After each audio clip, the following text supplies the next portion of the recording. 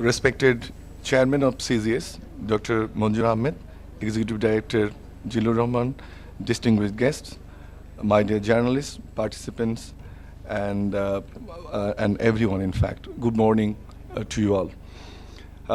I think this is the first kind of initiative taken by any think tank in the broader arena to address a very burning issue, college LDC graduation. We are listening to these statements or these words, I think, for last few years after 2018.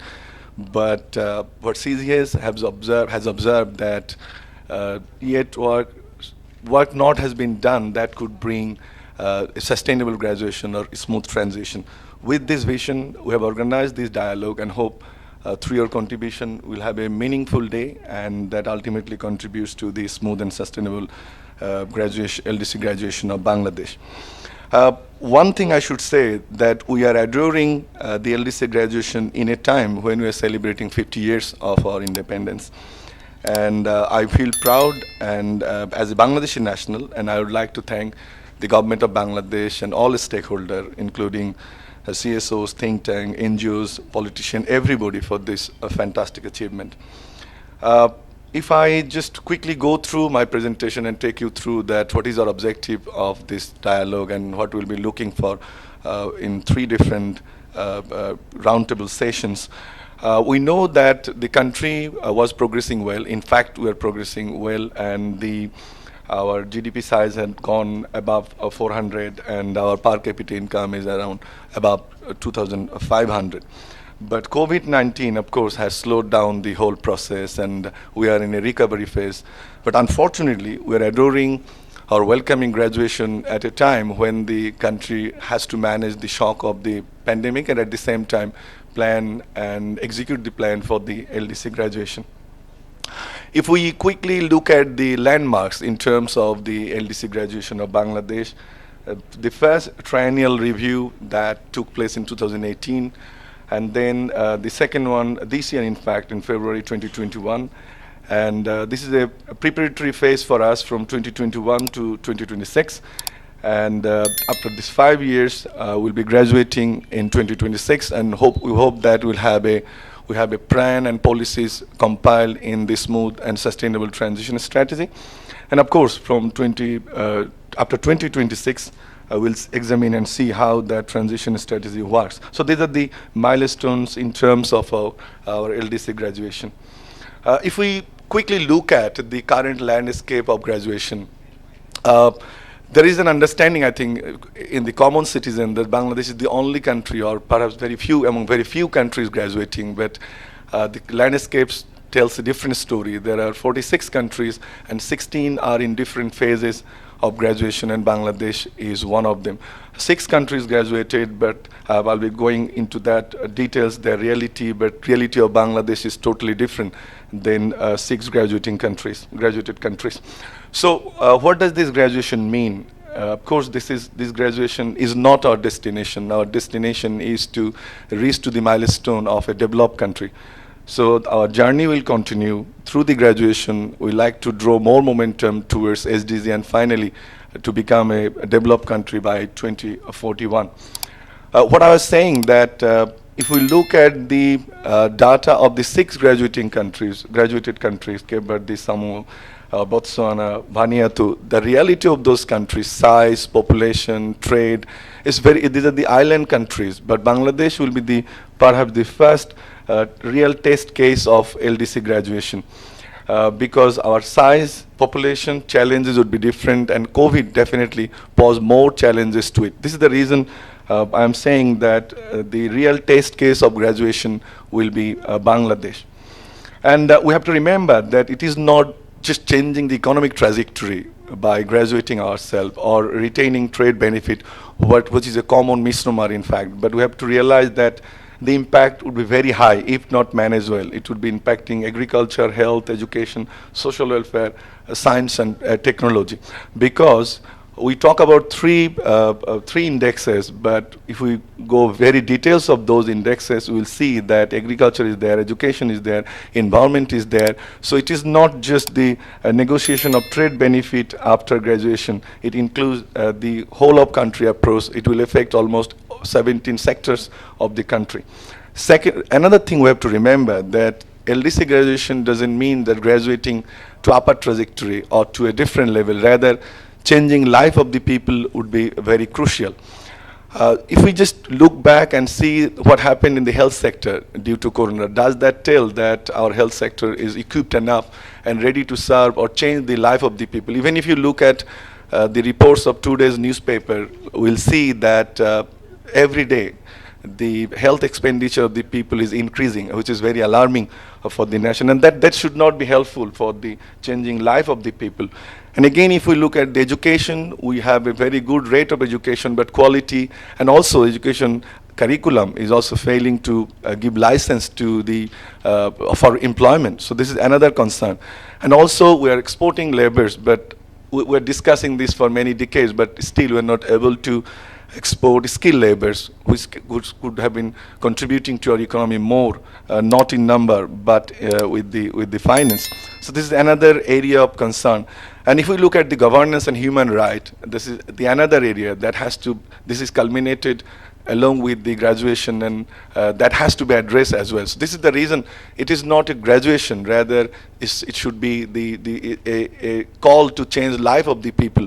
And it should not, when we are saying the life of changing life of the people, it should not the improvement of the section of people. Rather, the achievement has to be distributed to change the life of the mass people. So then the graduation will be successful.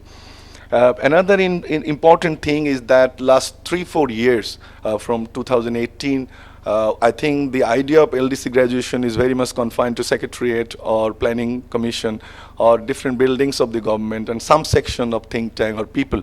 But I doubt that yet the development partners, think tanks, CSOs are not yet engaged with the government process of LDC graduation or their implementation process. Another important thing is that what I was saying, that it is still confined to a limited section of people. Awareness among the people is very important, because the outcome of LDC graduation has to be enjoyed by them, not a section of people. But I doubt again that what does this graduation means? How can that contribute to their life? How can that change their life? Most people do not really understand what is LDC graduation. Thereby, to create awareness among the mass people is very important.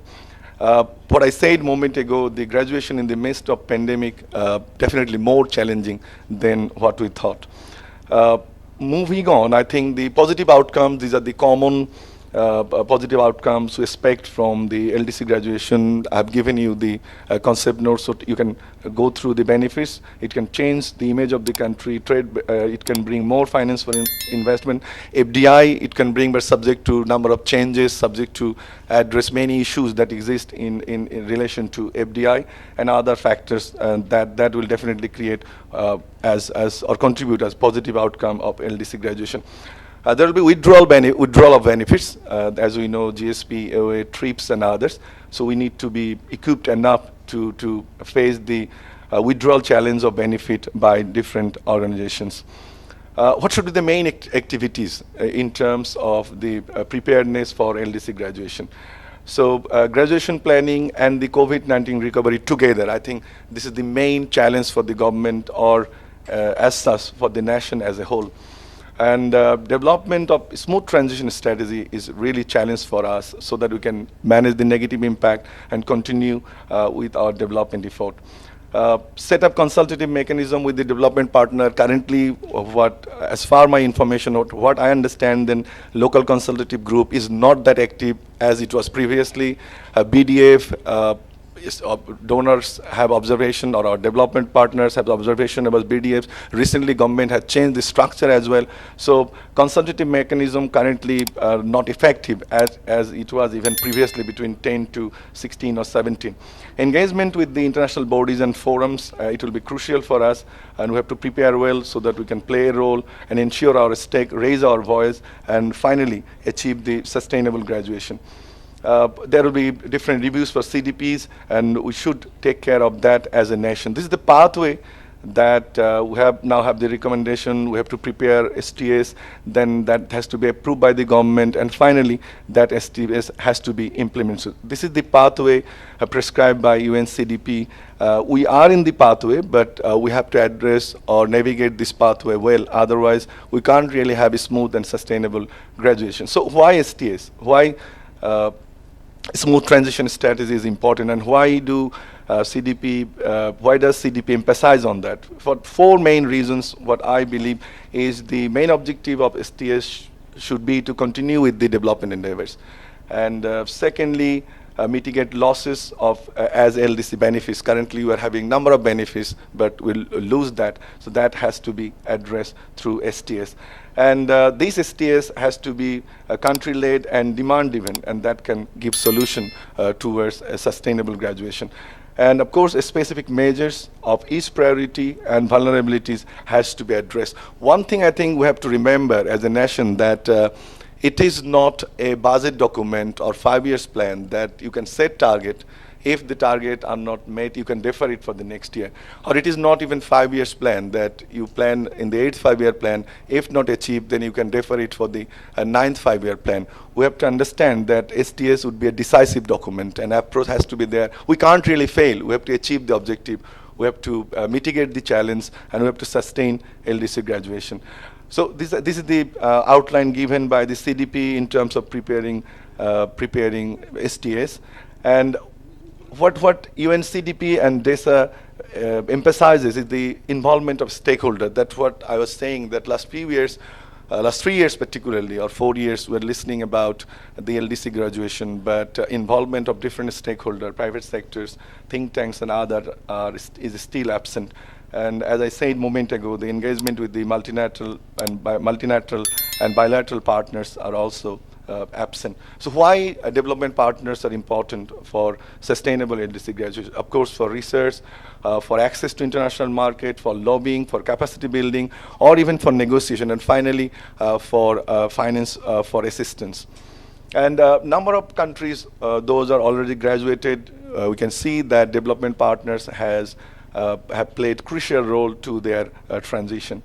Available international supports we have, but we have to engage with those supports and reap the benefit of those, such as SGSF or UN IATF and others. But it is not yet visible that we are in the right direction to have to secure international support for the sustainable LDC graduation.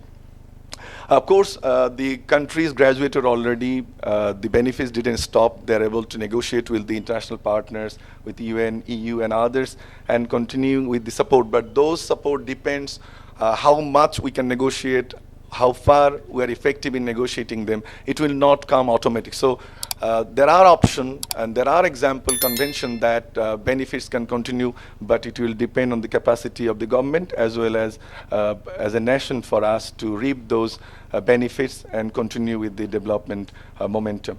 There are a number of countries, those offers continue with the benefits even after the graduation, like European Union and Turkey, like Australia, Canada, India. But there are countries like Japan, Chile, and Thailand who are very reluctant to provide or continue with the existing support to the LDCs after the graduation. So there are a number of negotiation and support measures internationally, and government has to address that, and we need to be very efficient in negotiating with those. But alongside with that, what I said at the beginning, that this LDC graduation doesn't mean the negotiating trade benefit. Rather, we need a comprehensive approach that we have to secure our support in agriculture, in fisheries, and those can be done playing proactive role internationally in platforms such as LDC 5 is coming, WTO ministerial meeting will be this month, end of this month, and definitely we need to understand with whom we should go for FTA or PTA. That has to be addressed. And a negotiation wing can be created in ERD, in fact, in terms of the negotiation with the international partner, and that is not yet visible clearly. So if we look at the successes of the graduated countries, what they did, particularly Maldives, Samoa, Guinea, and Vanuatu, that they identified their strength. For example, Malaysia explore new fish market for them in USA and Thailand. Some were also able to have negotiation with Japan and China for their agro product. And they negotiated well with Australia and New Zealand to continue with the benefits. Equatorial Guinea, same way, they have welcomed FDI from China, Nigeria, and Russia. So they have evaluated their strength and weakness, identify the steps, and now they are within the right direction of the LDC sustainability. And also, if we look at Vanuatu, they are exporting coconuts to Malaysia and Japan, and beef to Japan, and coconuts to Malaysia and Philippines. So they are not confined with the limited products they historically had. Rather, they have diversified their product. They looked for new market, and now they are in the right pathways for the sustainability.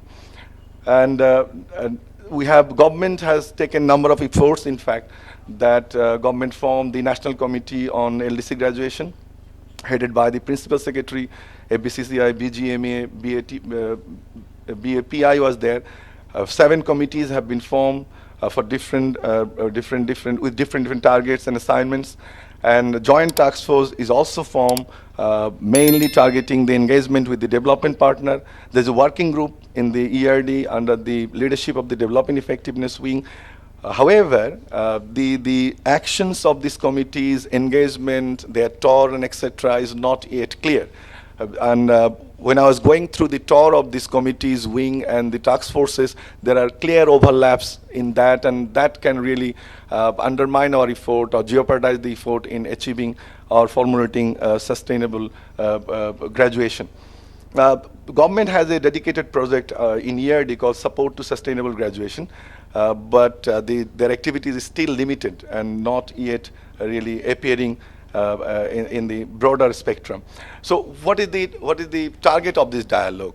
These dialogues likes to address or looks for the answer of this question, that are we on the right pathways to formulate a smooth transition strategy on time and sustainable graduation. We'll also look for how do we address the issues such as inequalities and distribution of asset, which are not included in the graduation criteria but are adversely affected by COVID-19.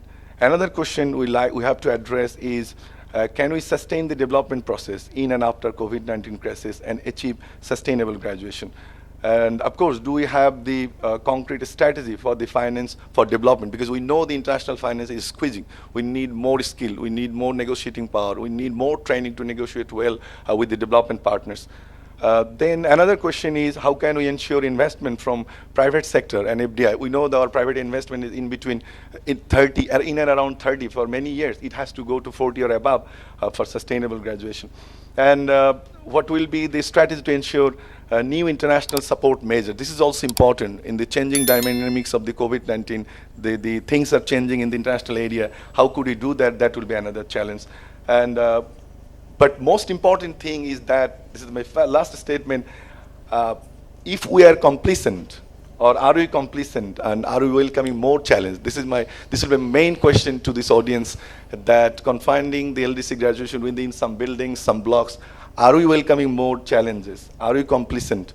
And finally, are we not able to achieve sustainable graduation and a smooth transition? Thank you all.